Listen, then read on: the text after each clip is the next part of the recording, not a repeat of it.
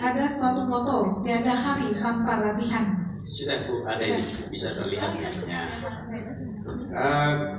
Betul, tiada hari tanpa latihan.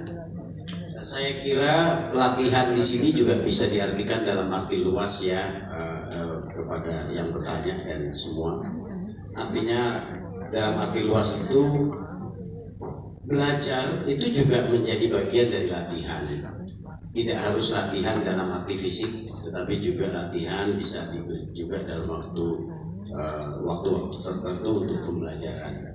Biasanya satuan-satuan TNI ini yang berada di satuan-satuan tersendiri seperti di batalion, di asrama-asrama tertentu, para komandan-komandan ini punya waktu, punya cara untuk terus menjaga kemampuan para prajurit-prajuritnya.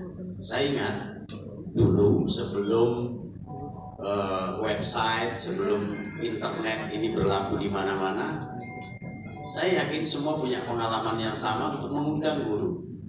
Mengundang guru, terutama misalnya guru-guru bahasa Inggris, itu ke satuan-satuan kita yang ada di pelosok-pelosok.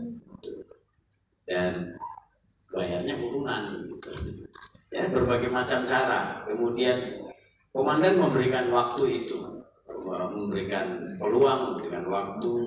Kemudian juga ada masa-masa di mana para komandan-komandan satuan ini ingin meningkatkan minat baca atau menjaga minat baca atau menjaga pengetahuan para prajuritnya, maka satuan-satuan itu punya perpustakaan. Saya senang sekali ternyata Perpustakaan Nasional juga membuka akses untuk bekerja sama dengan semua unit, semua satuan, sehingga bisa terus menjaga, meningkatkan kualitas buku, meremajakan lagi buku-buku yang sudah lama.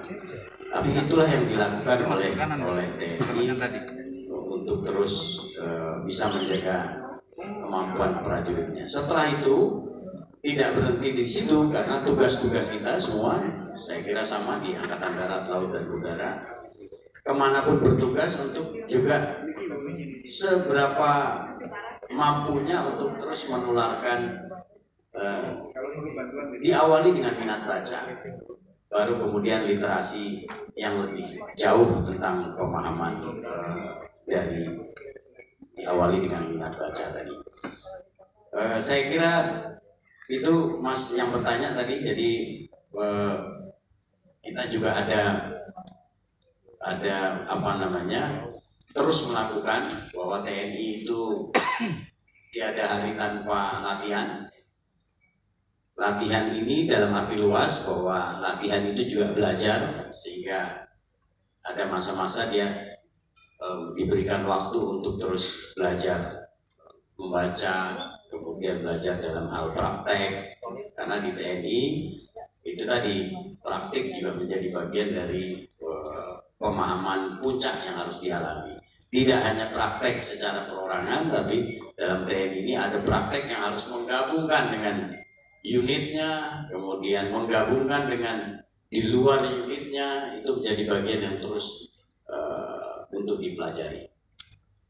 Saya kira itu, terima kasih.